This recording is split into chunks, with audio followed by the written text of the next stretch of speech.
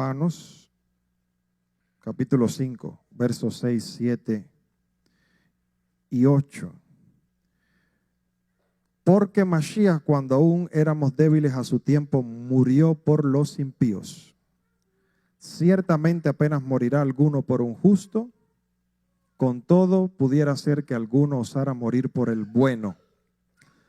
Mas Elohim muestra su amor para con nosotros en que siendo aún pecadores, Mashiach murió por nosotros. Dice que la muerte de Mashiach fue por nosotros. Vamos a entender eso en el contexto, en la mentalidad y en la exégesis judía. Y vamos a ver cómo se puede entender conectándolo con la Parashat Shavua, la doble porción que también tenemos esta semana, que es Aharei Kedoshim, Aharei Mod y Kedoshim. Sobre todo Aharei Mod, después de la muerte de los hijos de Aarón. Hay otro texto también de Rav Shaul, paralelo con este, que tiene el mismo concepto, y es Primera de Corintios, capítulo 15. Primera de Corintios, capítulo 15, verso 3.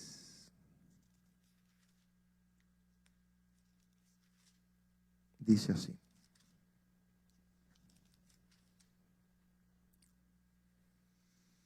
Porque primeramente os he enseñado lo que asimismo recibí, que Mashiach murió por nuestros pecados conforme a las Escrituras. De nuevo dice que Mashiach murió por nosotros, por nuestros pecados. Y aquí dice conforme a las Escrituras. Y pregunto yo, ¿qué Escrituras? Las únicas que habían en ese momento que él estaba diciendo eso, las únicas escrituras, que es la Torá, los profetas, el Tanaj. ¿Ya? O sea, que Rav Shaul está diciendo, como todo rabino, que todo referente al Mashiach, como siempre explicamos aquí, está en la Torá, está en el Tanaj. Por tanto, en la Torá se encuentra la enseñanza, el concepto de que el Mesías tendría que morir por los pecados del pueblo, por nosotros. ¿Por qué? Porque eso traería ¿qué cosa? Su muerte, ¿qué traería? Expiación. ¿Ya? Expiación de los pecados del pueblo. ¿Ok? Entonces, ¿cómo se entiende eso, esos conceptos en la exégesis judía? En la parashá leemos en Aharei Mod específicamente, Vayikra, Levítico capítulo 16, que se vuelve a repetir acerca de la muerte de Nadab y Abiú, los hijos de Aarón. Recuerdan que hace un par de semanas atrás estuvimos en Shemini, ¿ya? Estuvimos estudiando y leyendo la historia de cuando murieron los hijos de Aarón. ¿Por qué la Torá lo vuelve a repetir ahora? Debe ser porque hay algo que ella quiere apuntar aquí, llamarnos la atención. ¿Ya? ¿Qué dice la Torá? Que ellos murieron ¿por qué? Por encender un fuego extraño. Y en Parashat Shemini hablé aquí de varias interpretaciones de cómo se entiende ese fuego extraño. Pero ahora se repite. Por lo tanto, parece que Hashem está queriendo apuntar, llamarnos atención a que hay algo más profundo allí. Y es importante porque si no la Torá no lo repetiría. ¿Ya? Ahora, aquí en Aharei Mod, vemos que el contexto en el que se repite la muerte de los hijos de Aarón, ¿cuál es? Yom Kippurim, Yom Kippur. Porque se dan todas las instrucciones acerca de ese día, del día de Yom Kippur. ¿Por qué la Torá coloca de nuevo la repetición de la muerte de los hijos de Aarón con Yom Kippur? Les voy a leer comentario de uno de los sabios que explica por qué. Dice así: Rabino Hillá bar Abba declaró: los hijos de Aarón murieron el 1 de Nisán, el mes de Pesaj, ¿no? ¿Por qué entonces se menciona su muerte en relación con Yom Kippurín?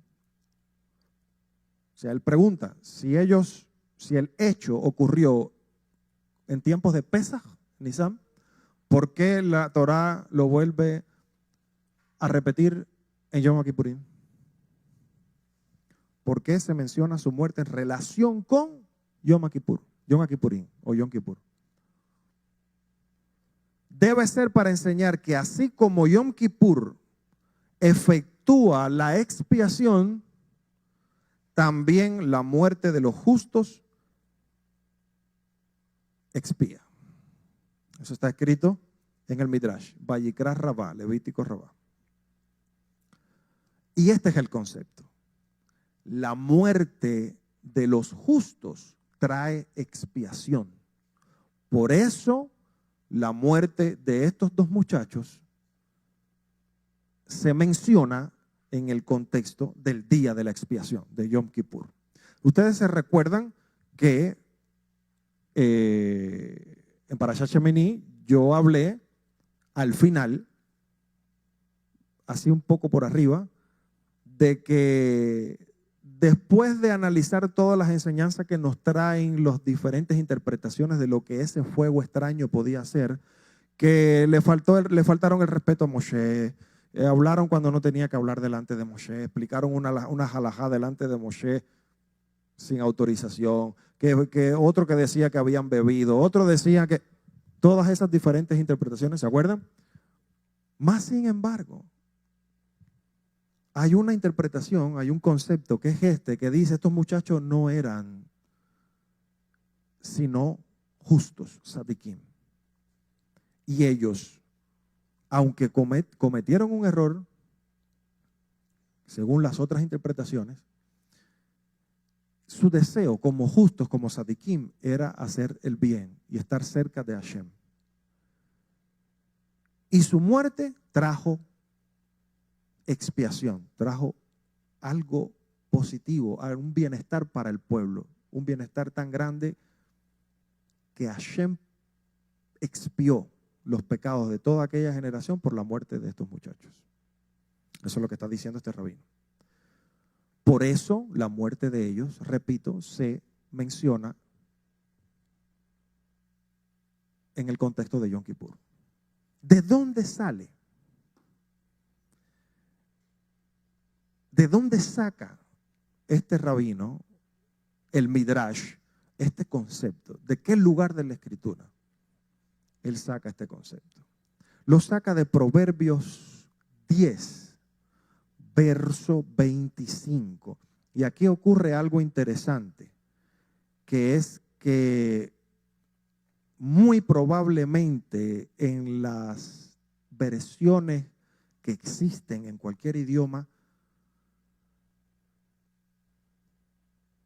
no lo veas, a no ser que te encuentres una cuya traducción sea bien fiel del hebreo. Mas el justo permanece para siempre. Esa es la frase que estaba buscando. Ok, déjalo ahí. Así dice tu versión. Mas el justo permanece para siempre. Pero en hebreo es donde único vamos a poder ver, entender y ver el concepto. En hebreo ahí está escrito Sadik Yesod Olam. Sadik Yesod Olam. El justo es el fundamento del mundo. Entonces, ¿qué dicen los sabios? Sí, la Torá dice, o el Tanaj, en este caso Proverbios, que el Sadik es el fundamento del mundo y la Torá menciona la muerte de estos muchachos en el contexto de Yom Kippur, que es el día de la expiación. Por lo tanto, será que la muerte de los justos trae expiación, porque el justo es el fundamento del mundo, o sea, en quien está afirmado el mundo. En español se pierde completamente cuando dice que el justo permanece para siempre. ¿Ok? Que no está del todo mal, ¿ya? Pero es que yesod no es permanecer, yesod es fundamento. Pero el español tiene eso que tiene muchos sinónimos, ¿no? ¿Ya? Pero la traducción literal desde el hebreo es el justo, yesod es el fundamento, olam, del mundo. Por lo tanto, si los hijos de Aarón, la Torá menciona su muerte otra vez en el contexto de Yom Kippur, que es el día de la expiación, pues ¿qué dicen los sabios? Pues es que estos muchachos realmente eran justos y su muerte, como dice Proverbios 10:25, si el justo es a través de quien el mundo se sostiene, pues la muerte de ellos trajo expiación sobre el pueblo, porque la muerte de los justos expía. Cuando un justo muere por los pecados de su pueblo, trae expiación a ese pueblo. Ese es el concepto judío. Entonces, una vez que conocemos este concepto, recuerden, Proverbios 10:25, se apoya el Midrash para decir por qué la Torá repite la muerte de los hijos de Aarón en Yom Kippur. Si ellos murieron en Nisan cuando pesa, ¿por qué la Torá los repite en Yom Kippur? Porque Yom Kippur es el día de la expiación. Proverbios dice que el justo es el fundamento del mundo, pues esos muchachos eran justos y su muerte trajo expiación a aquella generación. Por lo tanto, hay un concepto bien establecido en el judaísmo y sobre todo en la Hasidut, que la muerte de los justos expía. Entonces yo pregunto, si la muerte de los justos expía, ¿qué diremos de la muerte del justo? No de un sadik cualquiera, sino de el sadik, hatzadik. ¿Trae expiación o no? ¿Quién fue llamado hatzadik en la Torá? Yosef Hatzadik. Yosef Hatzadik. Yosef el justo. ¿Qué quisieron hacer sus hermanos con Yosef? Al final no terminan matándolo, sino que lo venden, ¿no? Pero la idea original era, lo venden, conocemos toda la historia. Al final, cuando ellos se reconcilian, ¿qué es lo que le dice Yosef a sus hermanos? Que los ve así con miedo de que él vaya a tomar venganza de ellos. Él les dice, tranquilo, Hashem ha hecho esto para salvarlos a ustedes, para traer una salvación grande. Porque el justo, acuérdense que él estuvo como muerto. Su padre Israel pensó que estaba muerto. Él estaba como muerto. La muerte, entre comillas, de Yosef, la usó Hashem para salvarlos. ¿Ven el concepto aquí? Por lo tanto, ¿quién es el que está detrás de todo este concepto escondido en la Torá? El Mashiach. ¿Pero cuál? ¿El Ben Yosef o el Ben David? El Ben Yosef. El Mesías, hijo de Yosef. Porque el Mesías, hijo de Yosef, el Ben Yosef, es aquel que da su vida por su pueblo, por sus hermanos, en expiación. Eso trae expiación, eso trae salvación, llámenlo como ustedes quieran, eso trae redención, eso trae perdón de pecados y hace que Hashem perdone al pueblo. Les voy a leer otro comentario de los sabios para que vean cómo nos enseñan lo que está ocurriendo en la Torá detrás, como decir, detrás de las cámaras. Tú casi no puedes ver lo que está ocurriendo, pero está ocurriendo. Tienes que prestar mucha atención. Es como poner una lupa así, un lente para tú poder ver lo que realmente está sucediendo. Recuerden que cuando ellos están todos allí queriendo matar a Joseph, ¿quién es el que se levanta y dice, no hagan eso, mejor vendámoslo? Yehuda, ¿ok? Eso es muy importante, recordar eso. Es Yehuda el que dice, no hagan eso, ¿no? Mejor vendámoslo. Y dice Bereshit, eso está en el capítulo 37, sus hermanos le hicieron caso, ¿ok? Muy bien, así dice el comentario. Rabino Samuel ben Nachman comentó así: porque yo sé lo que pienso acerca de vosotros, dice Hashem. Eso es Jeremías 29:11. Los antepasados tribales estaban ocupados vendiendo a Joseph. O sea, los hermanos, antepasados tribales, ¿no? Los patriarcas de las tribus estaban ocupados vendiendo a Joseph. Jacob estaba ocupado con su cilicio y ayunando, con su luto y con su tristeza, porque le dijeron que un animal lo mató. Y Yehudá estaba ocupado tomando esposa. ¿Se acuerdan? Que después de todo aquello, la Torá nos habla de que Yehudá y Tamar y toda la historia, ¿no? Mientras que el santo bendito sea, estaba ocupado creando la luz del Mesías. ¿Qué significa esto? Que mientras los hermanos estaban ocupados vendiendo a Joseph, Jacob estaba ocupado en su luto, Yehudá estaba ocupado buscando mujer, Hashem estaba ocupado trayendo la luz del Mesías.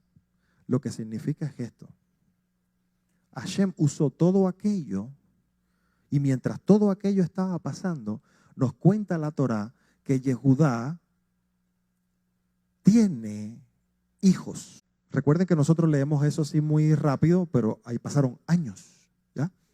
Yehudá tiene hijos. Los primeros, ¿qué les pasa con ellos? El mayor, el otro, mueren por no querer cumplir con esa misma, ¿ok? Que no vamos a explicar aquí, ya ustedes saben lo que pasó. El tercero era muy pequeño para que ella esperase por él, ¿ya? Por lo tanto, recuerden la historia. ¿Qué dijo ella? Pues voy a engañar a mi suegro, ¿ya? Y ella sale embarazada de Yehudá. ¿Y a quién tiene ella? Ella tiene a Peretz. ¿Quién es Peretz? Ancestro de David, por lo tanto, ancestro de Yeshua, del Mesías. O sea que mientras toda esa aparente tragedia estaba ocurriendo con Joseph, aparentemente muerto, vendido, Israel en cilicio, en luto, pensando de que Joseph había muerto, Yehudá con sus problemas familiares, ¿qué hace Hashem? Aprovecha todo eso y hace que nazca el ancestro del Mesías. Porque tiene que venir ¿de quién? De Yehudá. La casa de David, el rey de la tribu de Yehudá. ¿Ok? Muy bien. Entonces, ¿quién es el que, número uno, salva a Joseph de la muerte? Su hermano Yehudá, ¿ya? Y a la misma vez, de él sale el ancestro del Mesías, el Ben David, que vendrá, ¿no?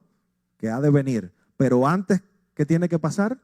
Antes de que venga el Ben David, Joseph tenía que salvar a su pueblo y al mundo de aquella generación.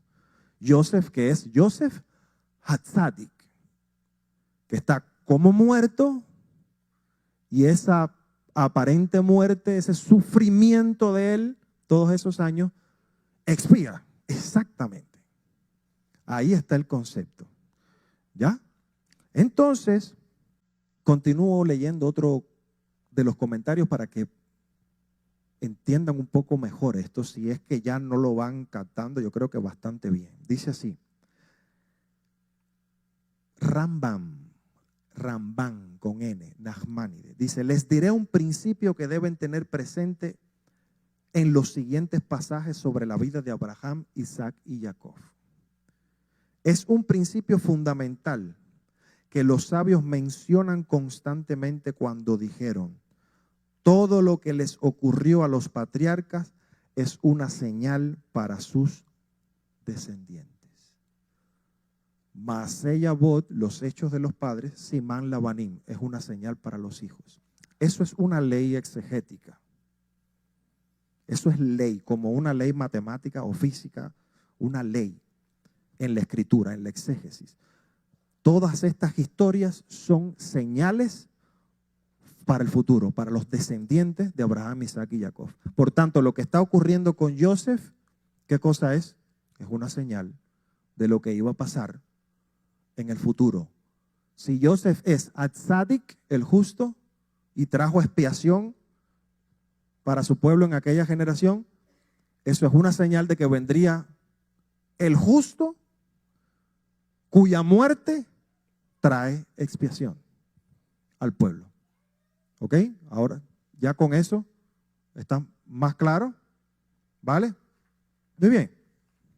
Continúo leyendo comentarios para que vean. ¿Por qué leo varios comentarios? Para que vean que lo que leímos en Romanos, lo que leímos en Primera de Corintios y todo este concepto que leemos en varios lugares del Brit Hadashah, del Nuevo Testamento, no es otra cosa que conceptos judíos, porque el Nuevo Testamento es un libro judío. No es teología cristiana, ni cosa de nosotros los mesiánicos, ni no. Es judío 100%. Fíjense cómo estos comentarios de los sabios es lo mismo que dice Rav Shaul. ¿Ya? En las festividades, dice este rabino, cuando nos reunimos en familias, llevamos la ofrenda por el pecado con la sangre del macho cabrío para intentar sanar la culpa por la venta de Joseph a mano de sus hermanos. De hecho, nuestros sabios asocian algunos de los eventos más catastróficos de la historia judía con nuestra culpa colectiva por la venta de Joseph. ¿Qué es lo que está diciendo este rabino? Que nosotros, a través de la historia, muchas de las desgracias y tragedias que nos han pasado ha sido por culpa de ¿qué? De haber vendido a Joseph. Por lo tanto, tenemos que llevar, en aquel tiempo cuando estaba el templo, ¿no? Teníamos que llevar en las festividades sacrificios para expiar por la venta de Joseph. Por lo tanto, están viendo cómo la venta de Joseph está relacionada con qué día, principalmente, de todos los tiempos señalados. Yom Kippur. En Yom Kippur estamos expiando por nuestros pecados, entre ellos, haber vendido a Joseph el Tzadik. Porque Tzadik Yesod Olam, la muerte de los justos expía. Los hijos de Aarón, su muerte está mencionada en el contexto de Yom Kippur. Y nosotros constantemente hemos pasado tragedias en nuestra historia por haber vendido a Joseph. Tenemos que expiar por eso. Ahora fíjense lo que dice este otro rabino. Este es el Ben Ishai. Ya estos son el Ben Ishai. Estos son ya conceptos más de la interpretación más profunda. ¿Ok? Existe una controversia, dice, en la Gemara sobre el motivo de este gran duelo en el futuro. Algunos dicen que se debe al asesinato del Mesías descendiente de Joseph. Dice que hay un duelo en el futuro, un duelo, un llanto, una tristeza en el pueblo, y hay una contradicción, porque algunos dicen, ese duelo que está haciendo el pueblo de Israel es por el asesinato del Mesías Ben Yosef, del hijo de Yosef. Un tzadik que allanará el camino para la llegada del Ben David. Recuerden que ellos piensan, muchos interpretan que son dos diferentes. Viene uno primero que tiene que morir y eso ayuda a que venga el rey final, ¿no? nosotros sabemos que es el mismo. Y no es el punto de esta clase, lo he hablado otras veces y Bezrat Hashem en un futuro puedo darla de nuevo. Sí existe también en el judaísmo el concepto de que es el mismo también, ¿ok? Pero bueno, el más popular es que son dos diferentes. Pero el punto no es ese, el punto mío es que este sabio está diciendo de que la muerte del Ben Yosef es un sadik. Él es un sadik que tiene que morir, que morirá y el pueblo hará luto por esta muerte. Y dice, en realidad las opiniones son ciertas.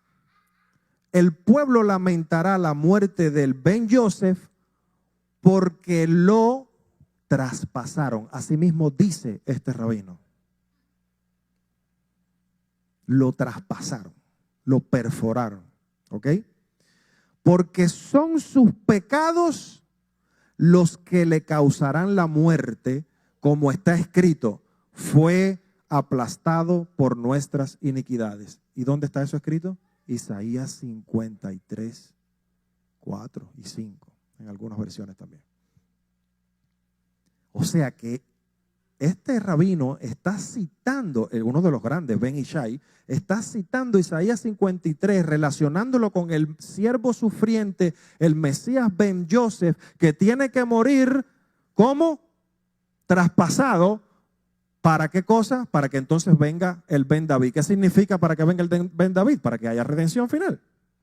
¿Acaso esto no es lo mismo que habla el Nuevo Testamento constantemente acerca de Yeshua y la muerte de Yeshua? ¿Por qué? Porque la muerte del justo es pía, expía. Y ahora para terminar, para hacerlo aún más claro todavía, cómo este concepto es bien judío y cómo una vez que entendemos todo esto y vemos todo esto, nos damos cuenta del judaísmo del Nuevo Testamento.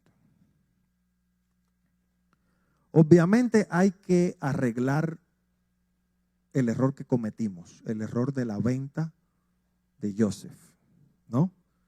¿Cómo se arregla eso? ¿Ok? Es la pregunta que se hicieron.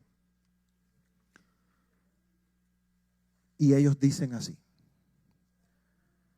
La manera de arreglarlo es: la sangre derramada de Israel contiene muchos asuntos sublimes y ocultos. O sea, cada vez que en nuestro pueblo se ha derramado sangre inocente, ¿no? Ya sea sangre derramada por vergüenza o sangre derramada de verdad. ¿Ok? Porque hay muchísimas almas caídas que no tienen elevación excepto a través de la sangre derramada de Israel. La de un gran individuo, o sea, no de cualquiera, sino la de un gran individuo, el Sadik. O sea, que hay un gran individuo llamado el Sadik, a través de cuya sangre es la única manera de arreglar este error, este pecado. En el Mahzor de Yom Kippur, Mahzor no es lo mismo que Sidur, pero es como Sidur, para que me entiendan, ¿ya? Sidur es el orden de las bendiciones de Shabbat y de Rosh Hodesh, diarias, ¿no? Pero los Mahzorim, el Mahzor, es específico para las festividades y días señalados. Mahzor de Rosh Hashanah, Mahzor de Sukkot, Mahzor de Yom Kippur. O sea, el ciclo de bendiciones que se hacen añadidas en los días señalados. Muy interesantemente,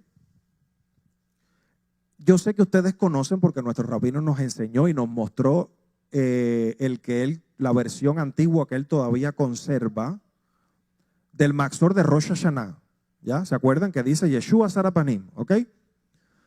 Pero muy interesantemente ocurre algo muy parecido con el Mahzor de Yom Kippurín, de Yom Kippur. Y otra vez tiene que ser Mahzorim antiguos. En los de ahora no lo vas a encontrar. ¿Ya? ¿Por qué? Quitaron. Y ya sabemos por qué quitaron, ¿no? Y también más interesante todavía es un Maxor sefaradí. O sea, es un Maxor de Yom Kippur sefaradí, según el Nusach sefaradí, la tradición sefaradí, bien antiguo, 1800 y pico. No estoy seguro si principios de 1900. Pero lo que sí estoy seguro es que ahora estos Maxorín contemporáneos ahora no lo vas a encontrar. Fíjense lo que dice. Maxor de Yom Kippur sefaradí, siglo XIX. Les voy a leer literalmente lo que ahí está escrito. El Mashiach Tzidkeinu, esto en hebreo es el Mesías nuestra justicia. Esto es, todo judío conoce esa frase. Mashiach Tzidkeinu viene de Jeremías, donde Jeremías habla de Hashem y dice, Hashem Tzidkeinu, Hashem es nuestra justicia. Pues ellos pusieron ese mismo nombre al Mesías. El Mesías tiene el mismo nombre o el mismo título de Hashem en Jeremías. Mashiach Tzidkeinu. Dice, el Mashiach Tzidkeinu, el Mesías nuestra justicia, se ha alejado de nosotros. El horror se ha apoderado de nosotros y no tenemos quien nos justifique. Eso es leído, o al menos era leído durante muchas generaciones en Yom Kippur. Él ha llevado el yugo de nuestras iniquidades y transgresiones y está herido a causa de ellas. Carga nuestros pecados sobre sus hombros para hallar perdón por nuestras iniquidades. Seremos sanados por su herida. En ese momento, el Eterno lo creará como una nueva criatura. Y ahora dice, la expresión esa, sácalo del círculo de la tierra. Levántalo de Seir, para que nos reúna por segunda vez en el monte Lebanón por la mano de Ginón. Esta última parte es la más complicadita de este código, ¿no? De descodificar, pero vamos a hacerlo. Lo primero que dice, ¿qué cosa es? Mashiach Tzidkeinu, el Mesías nuestra justicia. Eso es, repito, Jeremías, capítulo 23. El profeta Jeremías llama a Hashem nuestra justicia. Hashem, el nombre, Tzidkeinu, un título de Hashem, Tzidkeinu, Él es nuestra justicia. Pues los sabios en Yom Kippur, en ese Maxor, le ponen el mismo título al Mesías. Él es Tzidkeinu, por lo tanto, Él es Atzadik, el justo, ¿ya? Así, eso es lo que están diciendo. Después dice que Él ha llevado el yugo de nuestras iniquidades. Ese es fácil. ¿Esto qué cosa es? Isaías 53. ¿Ok? Así que vean que esto no es cristianismo. Esto es un Maxor de Yom Kippurín sefaradí, leído en todas las sinagogas en Yom Kippur, sefaradíes. ¿Ok? Él lleva nuestro pecado sobre sus hombros.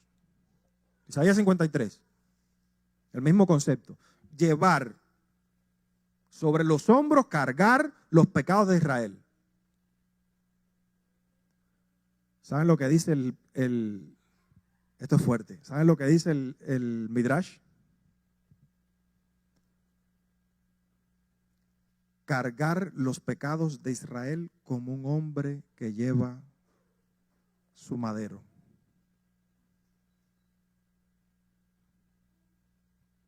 Como un hombre lleva su madero, Él carga los pecados de Israel. Mashiach Tzidkeinu. ¿Por qué? Porque ellos saben que históricamente los romanos hacían esto. O sea, Yeshua no fue el único que hizo eso. Todo el mundo que era sentenciado por Roma a morir de esta manera tenía que cargar su, ¿no? Pero, ¿ven? ¿Qué es lo otro que dicen? El Eterno lo creará como una nueva criatura. ¿Qué significa eso?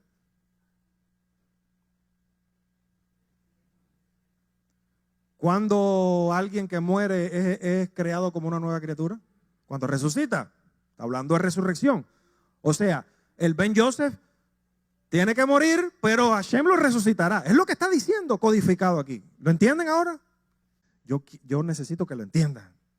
Yo quiero que ustedes lo entiendan, que se den cuenta de la importancia de esto. Yo quisiera que aquí hubieran ahora 500 personas. Con la ayuda de Hashem, que la grabación la vea mucha gente y sepan esto. ¿Ok? Sácalo del círculo de la tierra. ¿Esa frase qué significa? Sácalo del círculo de la tierra. Sácalo de la tumba. Levántalo de los muertos. Levántalo de Seir. Aquí empieza el código un poquito, ya hay que explicar un poco más a nosotros, ¿no? Los judíos saben lo que esto quiere decir, nuestros hermanos mayores.